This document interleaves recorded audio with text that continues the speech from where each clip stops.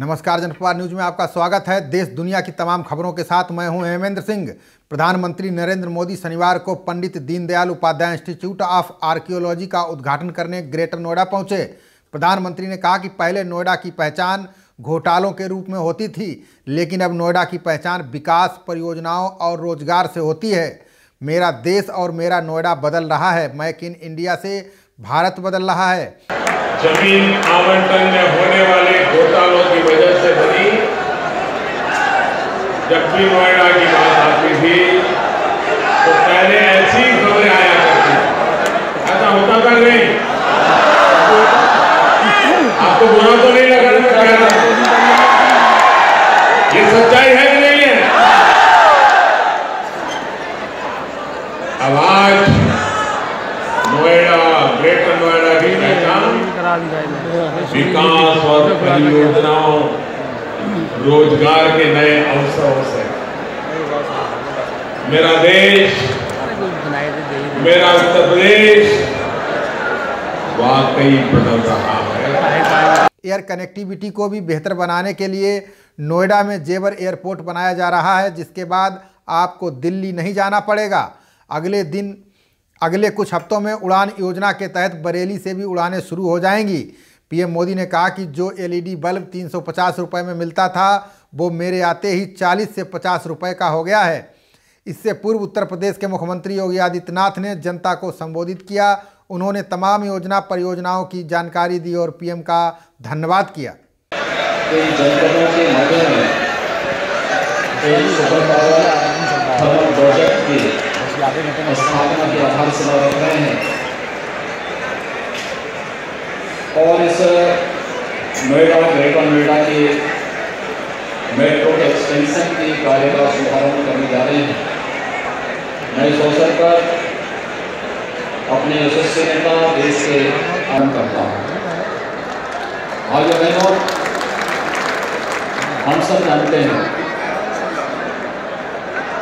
कि कल भी प्रधानमंत्री जी ने उत्तर प्रदेश के अंदर 55,000 करोड़ रुपए की परियोजनाएं उत्तर प्रदेश वासियों को और देशवासियों को सौंपी है। समाजवादी पार्टी ने अंतर्राष्ट्रीय महिला दिवस पर 9 प्रत्याशियों की सूची जारी कर दी है। सपा ने पहले 6 प्रत्याशियों की सूची जारी की थी।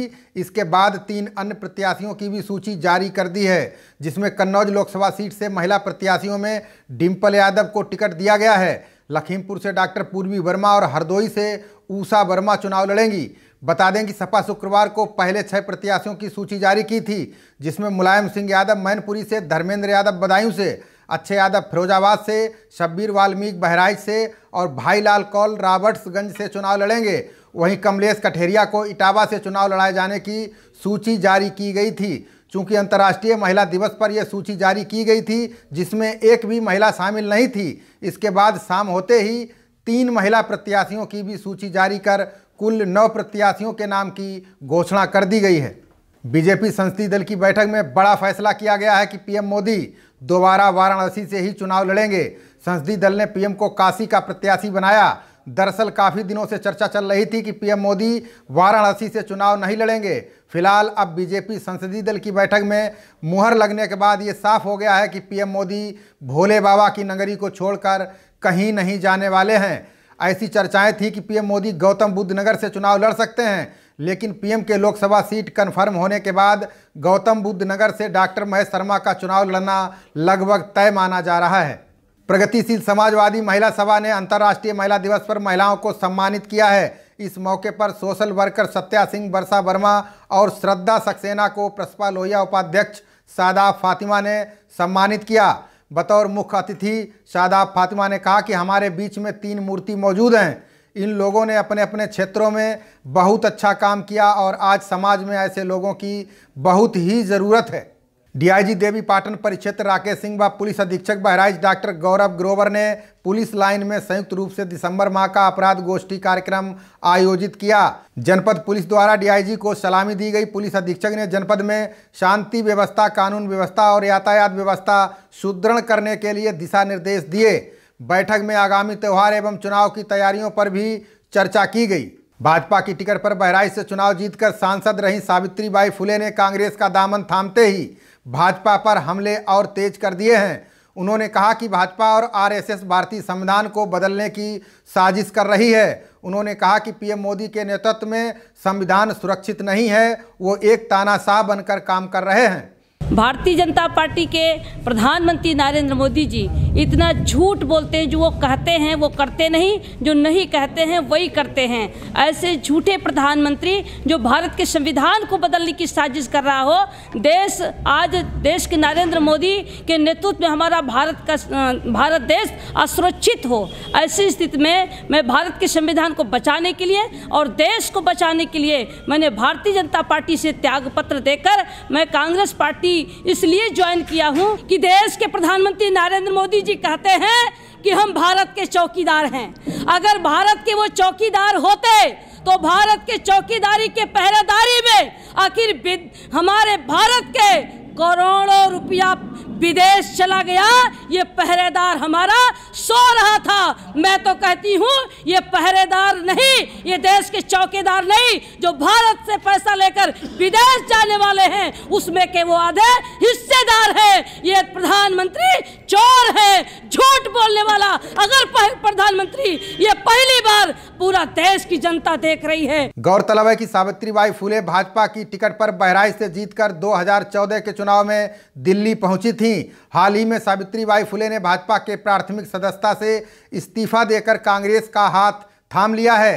कांग्रेस में शामिल होकर पहली बार बहराइच कांग्रेस कार्यालय पहुंची, जहां बहराइच शहर के नगर अध्यक्ष जकारिया सहित सैकड़ों कार्यकर्ताओं ने उनका जोरदार स्वागत किया।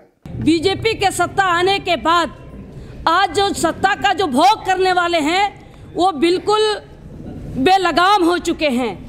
वो किसी हद तक जा सकते हैं। जिस तरीके से पूरे देश में जनता में जनमानस में बिल्कुल आक्रोश है, जब जनप्रतिनिधि सुरक्षित नहीं है और खुले अधिकारियों के बीच में खुली मीटिंग में जिस तरीके से एक सांसद ने एक विधायक का अपमान किया है, ये शर्मसार करने का काम किया है, ये पूरे देश में शर्मसार हुआ है। अंतर्राष्ट्रीय महिला दिवस के अवसर पर मैनपुरी के विकास भवन में प्रधानमंत्री संवाद कार्यक्रम का आयोजन किया गया। मुख्य विकास अधिकारी ने बताया कि स्वयं सहायता समूह की सैकड़ों महिलाओं ने प्रतिभाग किया। इसमें वेबकास्टिंग के माध्यम से प्रधानमंत्री के कार्यक्रम का सीधा प्रसारण किया गया। कार्यक्रम की अध्यक्षता जिला अधिकारी मैनपुरी प्रमोद कुमार उपाध्याय ने की। इस मौके पर प्रशासन के सभी अधिकारी मौजूद रहे।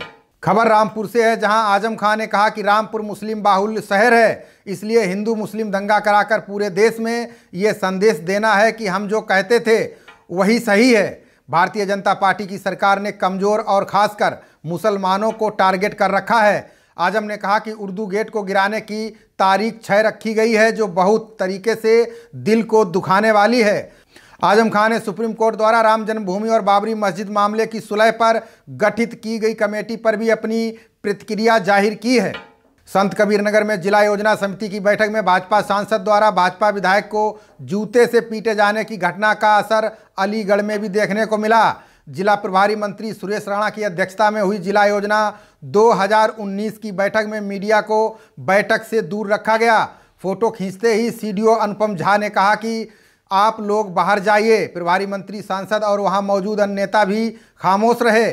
करीब 2 घंटे चली इस बैठक में 346.77 करोड़ की जिला योजना पास कर दी गई।